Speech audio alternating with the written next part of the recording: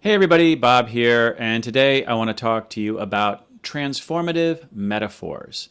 So I do a lot of work in organizational change and in team development, and so we're always trying to make things different, make things better inside of organizations and inside of the teams that we work with. And one of the things I notice is that the way we talk about stuff really matters. The metaphors that we use when we think about our teams, when we think about our organizations, our products, our services, and especially when we think about change, it really, really matters in terms of the outcomes we experience and the kinds of solutions that we're willing to explore, the kinds of solutions that we develop. So one of the first places I know that these metaphors really matter is around evolution and revolution, right? So if I think about change as incremental and continuous, this is what lean people like myself call Kaizen.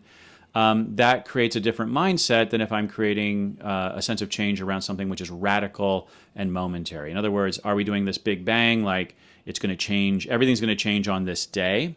Which, by the way, it may be really appropriate at times, right? When Sweden needed to change which side of the road their cars drove on, which they did all in one day back in the 60s, that's not really a change you want to do incrementally. But there are other places where incremental change, this kind of evolutionary approach to change, can be really valuable and really important.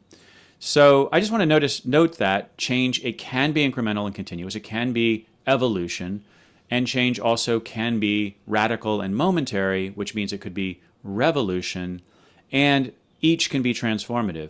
Each can also work together in kind of an interesting way. I made a recent video about a new governance system that we're rolling out at a client.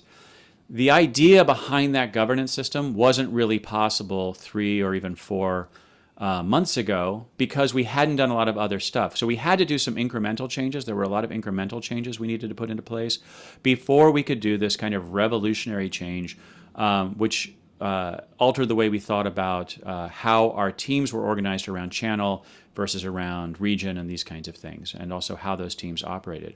So I'm not a actually, I guess I am. I'm a big proponent of evolutionary change most of the time, but I also understand that revolutionary change is really necessary, really possible, really needed, and at times you can't get to the revolution without focusing on the evolution first. So I tend to start to focus people on the evolution. So that's kind of the first mindset when we think about change, the first sort of metaphor.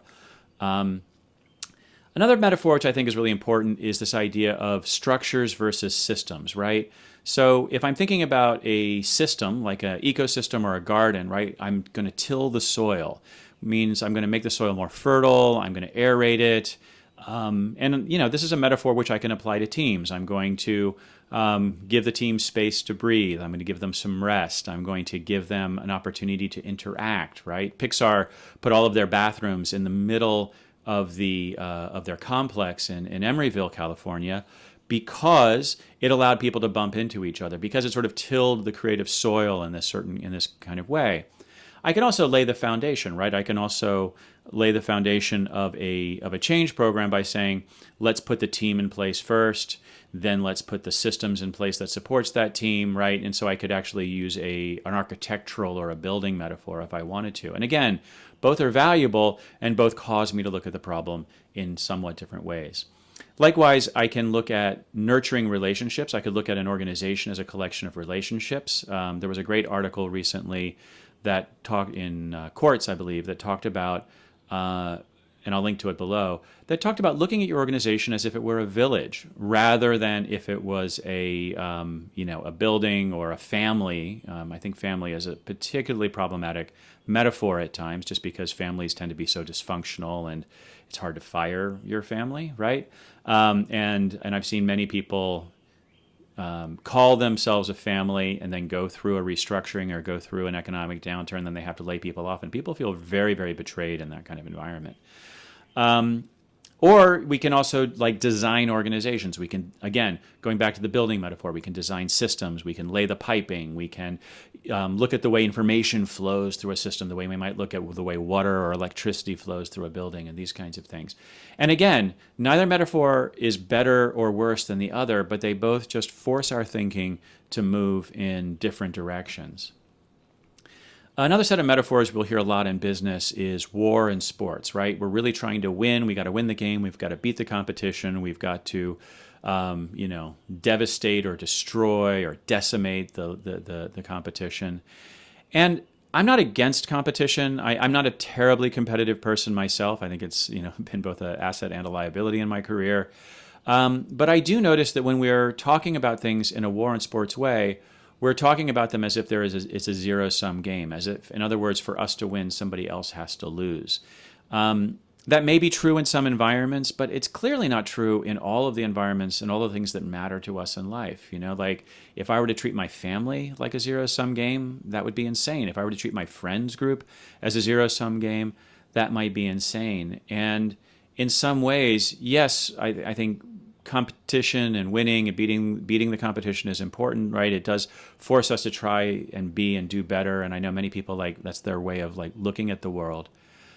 But there's also this way that thinking about competition exclusively has us forget that in many ways we are all on the same team. Like in other words, if I'm part of a business and I want to beat the competition, I want to, succeed in the marketplace, I don't want those people, my competition, to die. I don't want them to not be able to survive. Like I'm not trying to take everything from them. I'm trying to take market share from that other business potentially.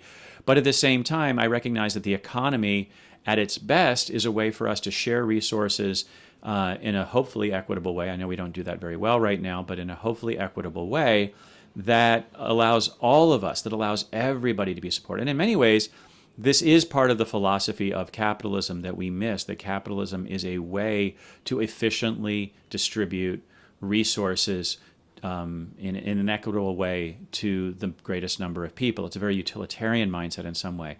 But I think we forget about that and we miss that because we're just trying to win and we're trying to beat. So it's not that I want you to not have competition, but at the same time, could it be something else? Does it have to be a zero-sum game all of the time? So really, I think the main point of this thought experiment, again, this is part of my ill-formed idea Friday, but is that when you get stuck, try a new metaphor. Charlie Munger, who is at Berkshire Hathaway, one of the reasons that company is such a success, he is famous for applying different mental models, taking a mental model from one place, like say from biology, and then applying it into business, right? And he has a whole book of mental models. You can go check it out. It's really, really very fascinating. And really what he's doing is he's saying, let's try a different metaphor here. Let's try a different metaphor and see if it doesn't help us think better and look at things in a new way and expand our minds a little bit so we can solve our problems, hopefully create better services, better businesses, better organizations that are more equitable, more sustainable, that support more people, and create a better world for everybody, which is certainly my ideal, and hopefully it is yours as well. Anyway, thanks very much. Please engage with me below. I would love to have a conversation about these with you. What does this bring up for you? What are your favorite metaphors? What have I missed, perhaps? Because I often miss things. But I really appreciate your time and attention, and have a wonderful weekend.